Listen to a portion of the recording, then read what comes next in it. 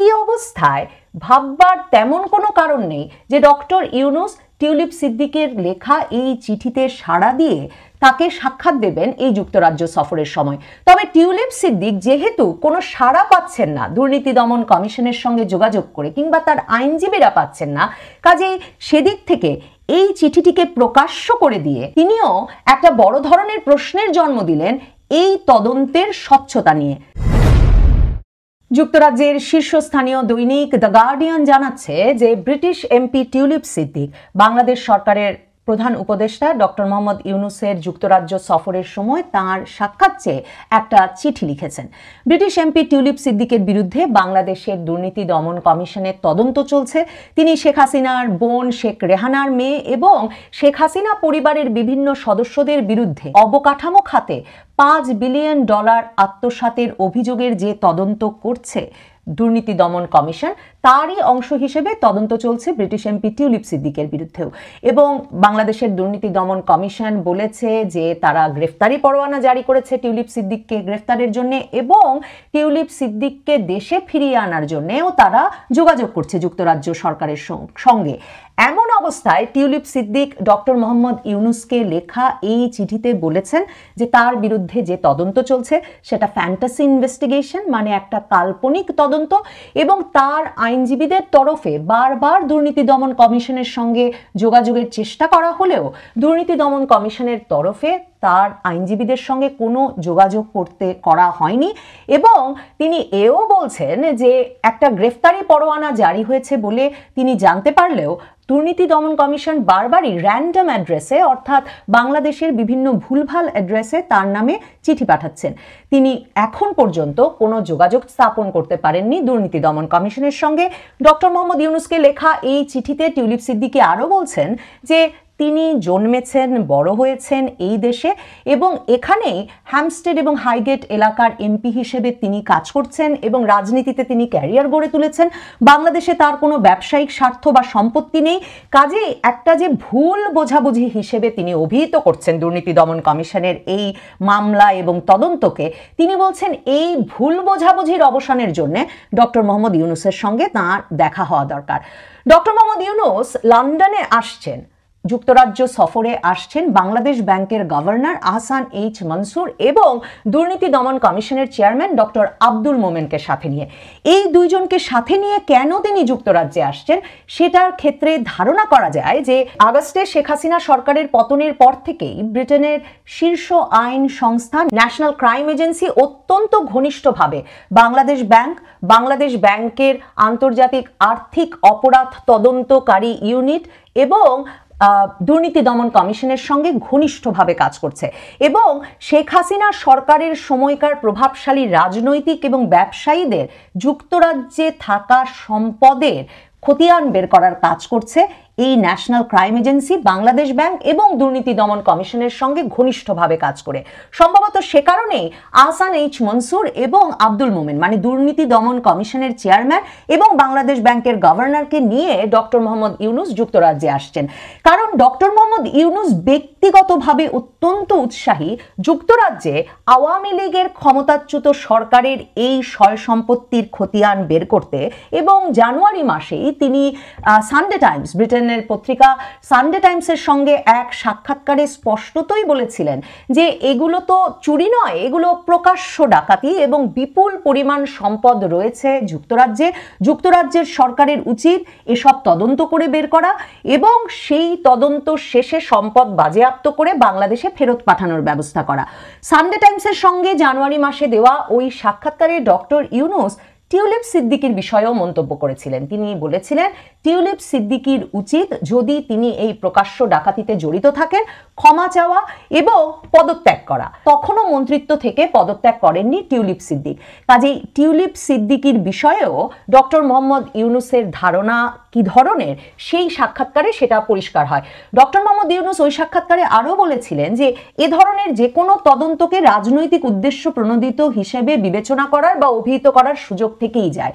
কাজেই খুব গুরুত্বপূর্ণ হবে টিউলিপ সিদ্দিকী সহ শেখ পরিবার বা শেখ হাসিনার পরিবার লন্ডনে, যুক্তরাজ্যে কোন কোন ফ্ল্যাট কিভাবে পেয়েছিলেন, সেই ফ্ল্যাটগুলো কিভাবে তারা ব্যবহার করছিলেন, কোন এখতিয়ারে, কোন চুক্তিতে, সেসব বের করা এবং সেসব ফ্ল্যাটের ভেতরে কোনো অনিয়ম পাওয়া যায় কিনা তা খতিয়ে দেখলেই যুক্তরাজ্যেই বেরিয়ে আসবে যে এসব অভিযোগ রাজনৈতিক উদ্দেশ্য প্রণোদিত কিনা।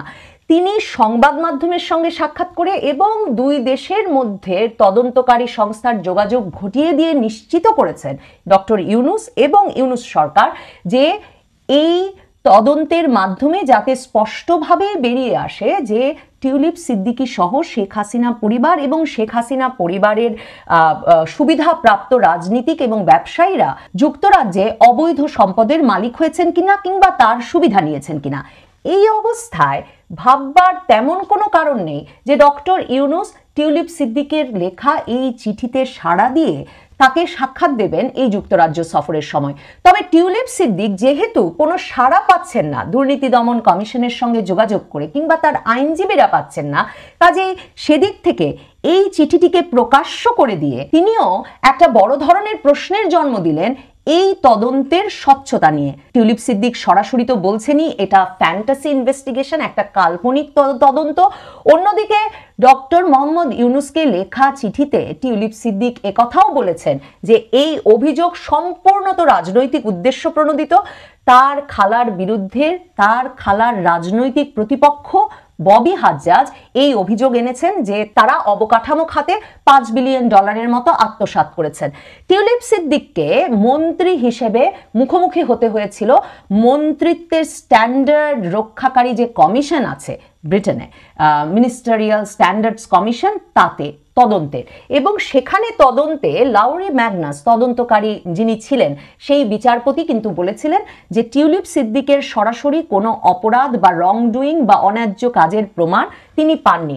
তবে তিনি একথাও সেখানে উল্লেখ করেছিলেন যে টিউলিপ সিদ্দিকের তার পরিবারের সঙ্গে সম্পর্কের বিষয়টিতে আরো সচেতন হওয়া উচিত ছিল, কারণ লাউরি ম্যাগনাস একদিকে যখন টিউলিপ সিদ্দিকের বাড়িঘরগুলো নিয়ে তদন্ত করছিলেন, যেসব বাড়িতে ব্রিটিশ এমপি হিসেবে তিনি ছিলেন, তেমনি তিনি তদন্ত করেছিলেন ববি হাজ্জাজ দুর্নীতি দমন কমিশনে আরেকটি যে অভিযোগ এনেছেন সেই অভিযোগের যে রাশিয়ায় রূপপুর পারমাণবিক প্রকল্পের বিষয়ে চুক্তি চূড়ান্ত করার সময় টিউলিপ সিদ্দিক তার খালা শেখ হাসিনার সফরের সঙ্গী হয়েছিলেন। এবং ববি হাজ্জাজের অভিযোগ দুর্নীতি দমন কমিশন যে অভিযোগ তদন্ত করে দেখছে যে সেখান থেকেও টিউলিপ সিদ্দিক বাড়তি সুবিধা, আর্থিক সুবিধা পেয়েছিলেন। লাউরি ম্যাগনাসের কমিশন, ব্রিটেনের মন্ত্রিত্বের মান রক্ষাকারী কমিশন অবশ্য বলেছে এরকম কোনো প্রমাণ তারা পায়নি। তবে ফ্ল্যাট ব্যবহারের ক্ষেত্রে তারা দেখেছে টিউলিপ সিদ্দিক তার বোনের এমন একটি ফ্ল্যাটে দীর্ঘ সময় থেকেছেন যেই ফ্ল্যাটটি তার বোন আজমিনা সিদ্দিক আওয়ামী লীগ ঘনিষ্ঠ একজনের কাছ থেকে বিনামূল্যে উপহার পেয়েছিলেন।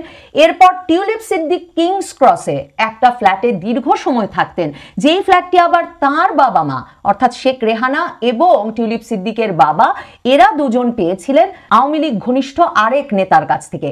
এমনকি 2024 সালে যখন টিউলিপ সিদ্দিক জুলাই মাসে আবারও এমপি নির্বাচিত হন এবং পরে মন্ত্রিত্ব পান, তখনও যেই বাড়িটিতে তিনি থাকছিলেন সেই বাড়িটিতে ভাড়া দিয়ে থাকলেও সেটিও আওয়ামী লীগ ঘনিষ্ঠ আরেক ধনাঢ্য ব্যবসায়ীর বলে জানতে পারে এই তদন্তকারী ব্যক্তি। তখন লাউরি ম্যাগনাস বলেছিলেন যে টিউলিপ সিদ্দিক তার বাড়িতে থাকার বিষয়ে এবং কোন বাড়ি থেকে কেমন আয় হচ্ছে সেসব বিষয়ে ইনভার্টেন্টলি মিসলিড করেছেন, অর্থাৎ অনিচ্ছাকৃতভাবে হয়তো জনগণকে ভুল বুঝিয়ে থাকতে পারেন। এই সব নিয়ে অস্বস্তি এবং তদন্তের মধ্যে টিউলিপ সিদ্দিককে গত জানুয়ারিতে তার মন্ত্রিত্ব ছাড়তে হয় এবং তখনও কিয়ার স্টারমার ব্রিটিশ প্রধানমন্ত্রী তাকে বলেছিলেন যে তার জন্য আবারও মন্ত্রিসভায় যোগ দেওয়ার দুয়ার সবসময় খোলা থাকবে এবং তিনি শেষ পর্যন্ত টিউলিপ সিদ্দিককে সমর্থন জানিয়ে গিয়েছিলেন। কিয়ার স্টারমার সে সময় বড় ধরনের অস্বস্তির মধ্যে পড়েন এবং বড় ধরনের সমালোচনার মুখে পড়েন তার দল লেবার পার্টির ভেতর থেকে যে টিউলিপ সিদ্দিকের প্রতি তিনি দুর্বলতা দেখিয়েছেন।